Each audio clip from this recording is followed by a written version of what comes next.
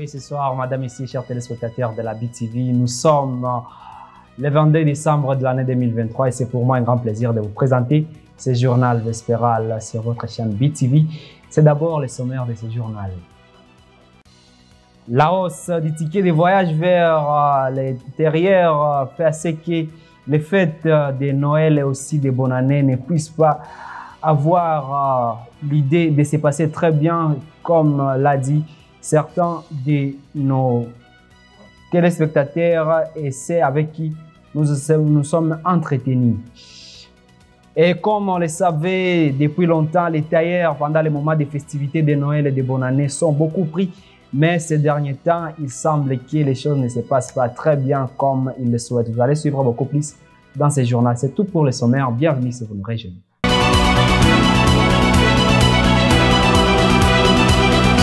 La hausse du ticket de voyage vers l'intérieur sera l'un des facteurs qui fera ce que ces fêtes de fin d'année et aussi du début de l'année prochaine ne puissent pas bien se dérouler. C'est ce qu'ont affirmé certains avec qui on s'est entretenu aujourd'hui. La BTV s'est entretenue avec beaucoup des habitants de la ville de Bujumbura et ils ont expliqué ça dans ce reportage de Gérard Michel. La célébration des fêtes d'eau débit et fêtes d'année ne s'opère plus comme se faisait les années d'hier.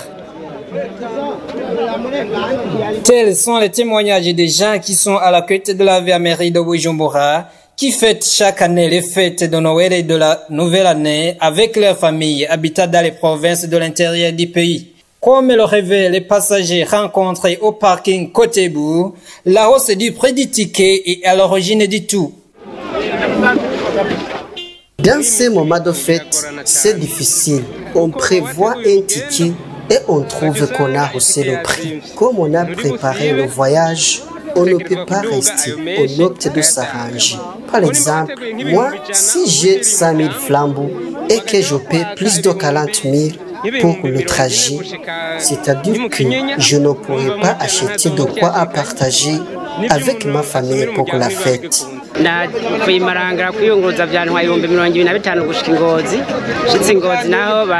Marangara à Bujumbura, je paie 45 000 francs. Ces problèmes de déplacement et la pauvreté que nous subissons font que nous ne pouvons pas célébrer les fêtes avec joie.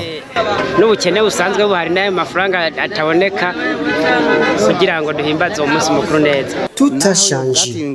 Aujourd'hui, on ne peut pas célébrer la fête comme on le veut, car l'argent qu'on devrait se servir est payé pour le trajet. Moi-même, l'argent qu'on me demande me dépasse la leçon. À Bugarama, c'est très proche de la mairie de Bujumbura, mais on demande plus de 12 000 flambeaux. C'est pas vraiment normal. Cela est ainsi alors qu'il reste peu de jours pour que les fêtes de Noël et bonne année soient célébrées. Des moments arrivés pendant que la question du manque du carburant est à la une, un problème qui marque ces jours-ci pas mal d'impact pour la vie économique de la population burundaise en général.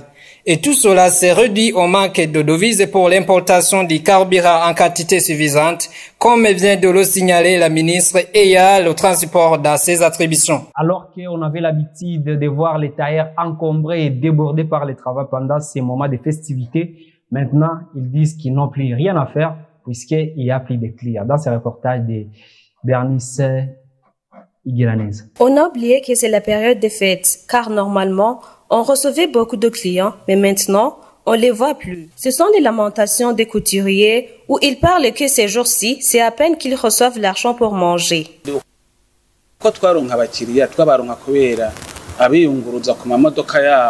La plupart de nos clients venaient avec des voitures. Mais maintenant, avec cette marque de carburant, ils ne viennent plus. Avant, je travaillais jusqu'à 22 heures avec beaucoup de commandes. Maintenant, ça ne va pas. Avant, on recevait beaucoup d'argent et tu ne peux pas faire coudre les vêtements alors que tu n'as rien mangé. Nos clients viennent de différentes localités et à cause de cette marque de carburant, ils ne peuvent pas venir jusqu'ici. Il continue en disant qu'à cause de ça, les contraintes se multiplient. On vient au boulot et on ne mange pas. et à la fin du mois, on doit payer le loyer, alors qu'on n'a pas travaillé. Tout ça sont des problèmes. Nous et nos familles vivons mal, car la vie est vraiment dure, faute du manque de carburant.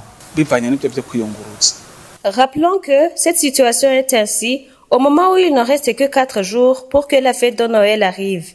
Et on avait l'habitude que dans cette période, les gens se précipitaient chez les tailleurs pour faire coudre les vêtements des fêtes. Et les usagers du parking Kinindo se lamentent comme quoi ils n'ont pas d'abri et aussi ils n'ont pas de lieu d'aisance. Face à la pluie et au soleil, ils n'ont plus d'autre choix si ce n'est d'affronter désespérément leur situation. Allez, Loris Ndongoti pour les reportages. Le parking se trouvant au marché de Kinindo se trouve au cœur des polémiques pour les gens utilisant ce parking, notamment les sociétés de transport vers le sud du pays, surtout dans les provinces de Rumongue et Makamba, les passagers et les personnes qui exercent différents métiers à côté de ce parking. L'une des principales lamentations est le manque d'un endroit aménagé contre les pluies et le soleil. Les propriétaires des sociétés de transport disent qu'en cas de pluie, il n'y a plus de clientèle.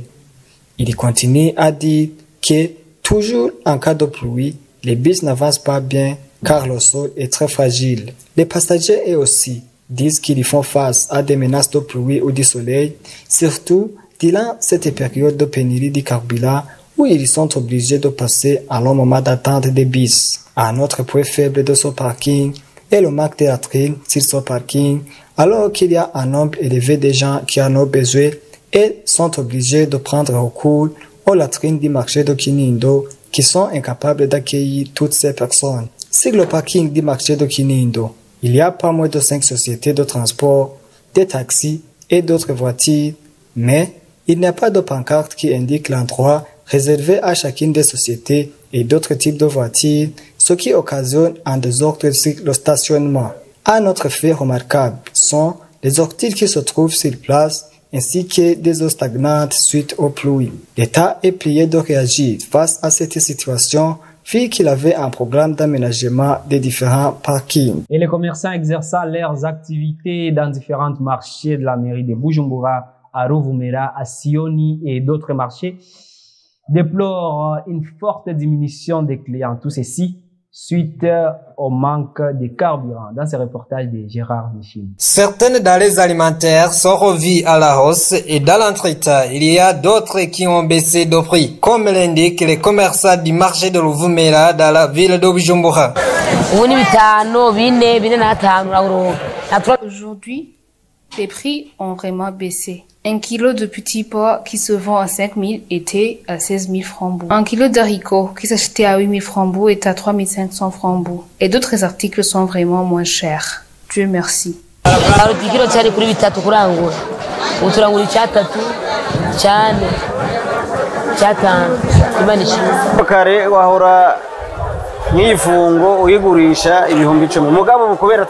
Auparavant, ces poissons s'achetaient à 10 000 francs.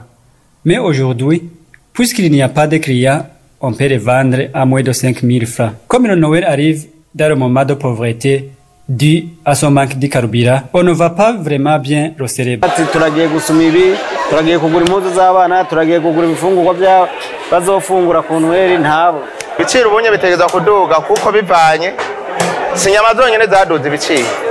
Le prix de la viande doit être monté, car tout se va aujourd'hui très cher. Alors, vous le savez, dans la mairie de Bujumbura, il n'y a pas aucun étable où on élève les vaches. Comme nous devons les transporter par les camions, s'il y a un manque de carburant, tout va hausser le prix.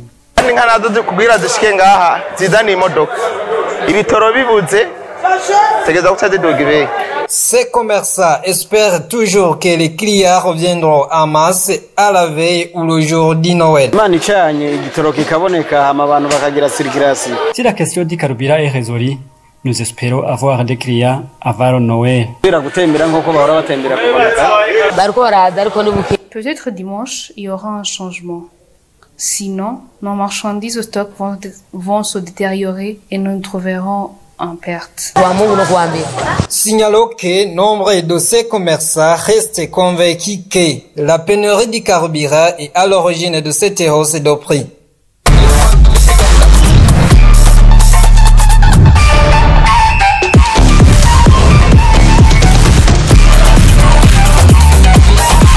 Inscrivez-vous avec un code promo et recevez un cadeau de bienvenue. OneIsBet.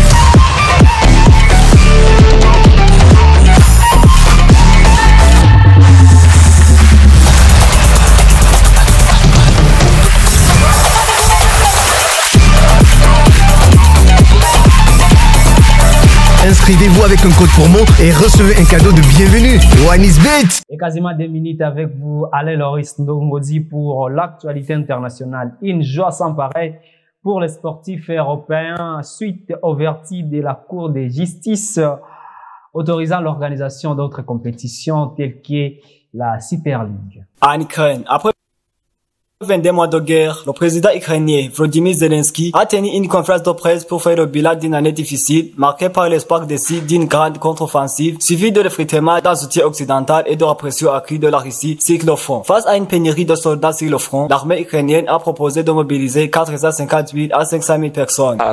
Leur proposition inclut la mobilisation de 450 000 à 500 000 personnes supplémentaires. Un chiffre très sérieux.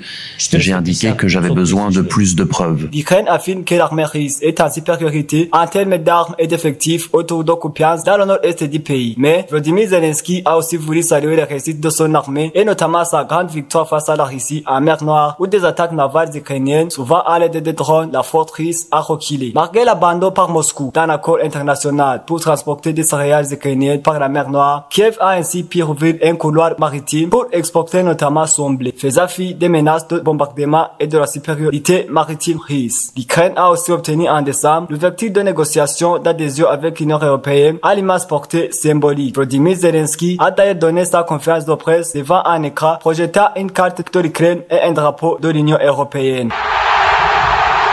Actualité internationale sportive à présent. La Cour de justice européenne a annoncé que l'organisation de la Super League est légale. Ce jeudi, l'instance a estimé que l'interdiction imposée par la FIFA et l'UEFA au sujet de création de nouvelles compétitions de football, comme la Super League, était contraire aux droits de l'Union européenne. Après le verdict, la société A22 Sport, initiateur du projet, a indiqué via une conférence de presse que ce verdict marque le meilleur moment de l'histoire du football. De son côté, l'UEFA estime avoir confiance dans la conformité aux droits européens de ces nouvelles règles sur les compétitions concurrentes comme la Super League. Pour sa part, ce revers ne change rien, a estimé le président de la FIFA, Gianni Infantino, relativisant la menace d'une Super League privée de football. De nombreux grands clubs européens se sont positionnés après ce verdict. Parmi les pros Super League, on y trouve les deux géants espagnols, Barcelone et le Real Madrid, ainsi que les Italiens de Naples. Mais les clubs français rejettent pour le moment l'intégration de la Super League. Vous saurez que cette ligue a été créée pour concurrencer la monopolité de l'UEFA pour le football européen. C'est par cette information à l'international que nous bouclons finalement